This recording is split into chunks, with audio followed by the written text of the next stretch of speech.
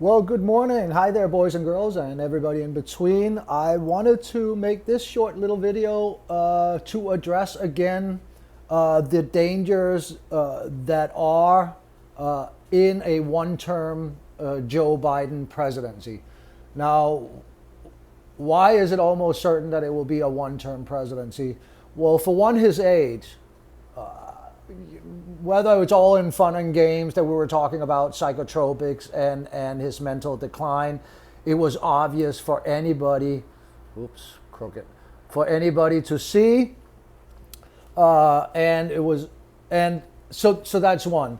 The other thing is that, like Donald Trump, Joe Biden is not surrounding himself with the people that is going to make him into the president that we need at this very moment in time.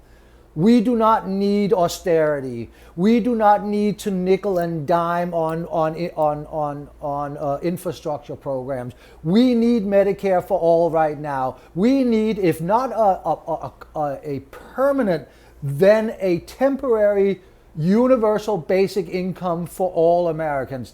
These are without questions deals that need to be made right now. We don't need to return to the Trans-Pacific Partnership as it is starting, as rumors are suggesting that Joe Biden will do.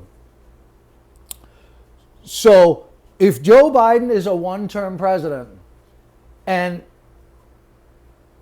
there's going to be regardless, he will be primaried, or Kamala Harris will be primaried, and Kamala can't win. I don't see that there's anything that's going to happen in her being vice president that is going to make her more electable. When we had the chance alone, nobody wanted her. She couldn't even win her own state. So that's, will Bernie Sanders run again? I doubt it. Are any people amongst the squad ready to step up and run for president? Well, you never know what will happen 4 years from now, but I think they are being deliberately drained and run into the ground by the establishment Democrats. I am starting to feel sorry for AOC and what she has to deal with. That's for sure.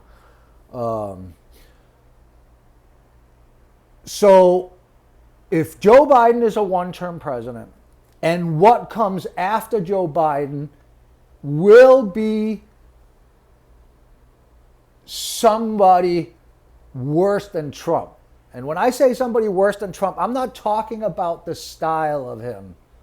I'm talking about the tendency to think that when you're president, you're a king or God or whatever it is that he thought he was, and that the judiciary and the Senate and everybody in the federal government works for you and is there to support you and is there to be loyal to you. That's the president I'm talking about.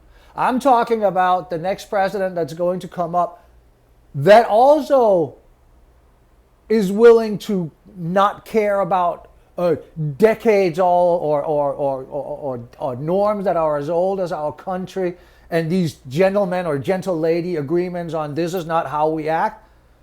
I think that Mitch McConnell and Donald Trump has taken that and buried that forever. And that leads us to a presidency that is so powerful that you could see what a person with an intellect and an understanding of of how the federal government works, how close he got. And he got close. He got very close. He got so close that he could have won the election had it not been for a pandemic. So what are these powers? Well, the powers are extrajudicial killings, picking up people off the street and deeming them terrorists and locking them up for as long as they want. There is no way in the world to build an effective resistance under those circumstances. And Joe Biden has to make sure that no president after him has these kind of powers. Joe Biden has to roll back all the spying powers that they can come in and look at my computer or your computer and go into our houses for the government and for private corporations before he leaves as president. Because there is an unholy union between our government and our largest tech companies. And that does not benefit we the people. So if any of all of these platitudes that Joe Biden has talked about, that we're all Americans and the soul of America, which is, by the way, the right to freedom of speech and expression, to petition and protest your government, and to privacy.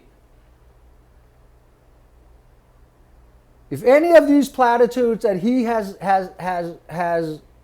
spoken about America and its soul, well, those are fundamental legs of the American soul.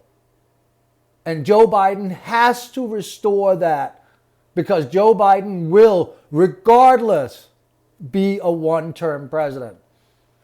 Take care of yourself, take care of each other, be safe. It was frost out here, so drive carefully if you live in that kind of environment.